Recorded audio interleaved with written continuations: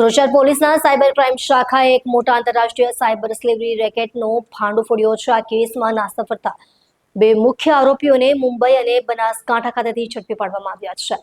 ધરપકડ કરેલા બંને આરોપીઓને સુરત લાવી કોર્ટમાં રજૂ કરવામાં આવ્યા હતા, જેથી પોલીસે તેમની 4 દિવસના રિમાન્ડ મેળવી લીધા છે।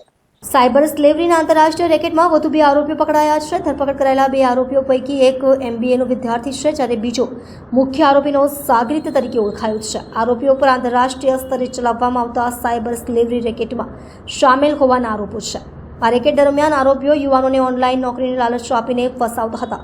તેમને વિદેશમાં ઉચ્ચ પગારવાળી નોકરી અથવા ઓનલાઈન કામ કરવાના લોભામણી ઓફર આપતા હતા।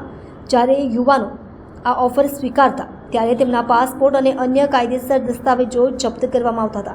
ત્યારબાદ આ યુવાનોને કંપનીઓના નામે બનાવેલા નકલી કાર્યાલયોમાં બંધ કરી દેવામાં આવતા હતા અને ત્યાં તેમને ઓનલાઈન વોલેટ અને બેંક ખાતાઓમાં ફિશિંગ, લૂંટ, જાલસાજી અને અન્ય ગેરકાયદેસર સાયબર ગુનાઓ કરવા માટે મજબૂર કરવામાં આવતા। આ રીતે યુવાનોને સાયબર સ્લેવર તરીકે ઉપયોગમાં લેવામાં આવતા હતા। તપાસ દરમિયાન જાણવા મળ્યું છે કે ધરપકડ કરાયેલ MBAનો વિદ્યાર્થી આ રેકેટમાં મુખ્ય રીતે ફાઇનાન્સ અને ટ્રાન્ઝેક્શનને હેન્ડલ કરવાનું કામ કરતો હતો।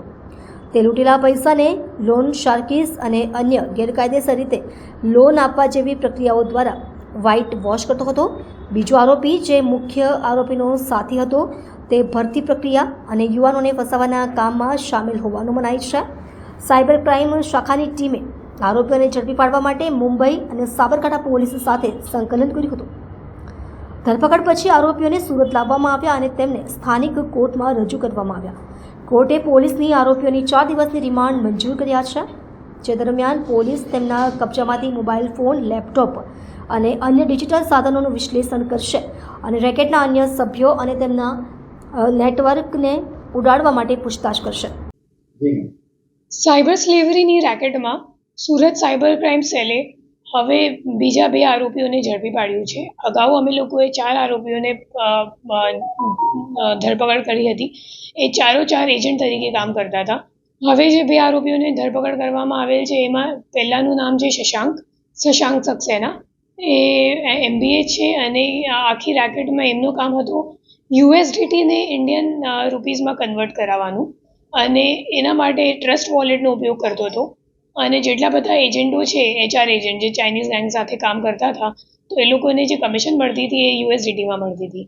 એ USDTને પછી INRમાં કન્વર્ટ કરવા માટે એ લોકોએ શશાંક સક્સેનાનો હેલ્પ લીધો, અને જે આપણો મુખ્ય આરોપી છે નિપેન્દ્ર ચૌધરી, તો એ અને શશાંક સક્સેના છેલ્લા 1 વર્ષથી કોન્ટેક્ટમાં છીએ, અને એ છેલ્લા 1 વર્ષમાં ઘણા બધા ટ્રાન્ઝેક્શન્સમાં શશાંકે નિપેન્દ્રનું હેલ્પ કર્યું છે USDTને INRમાં કન્વર્ટ કરવા માટે।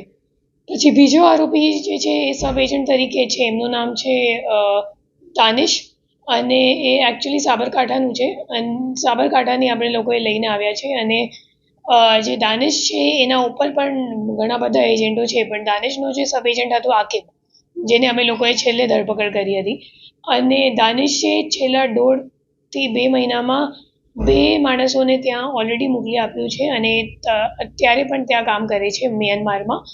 અને દાનિશ સાથે હાલ અમે લોકો પૂછપરછ કરી રહ્યા છીએ।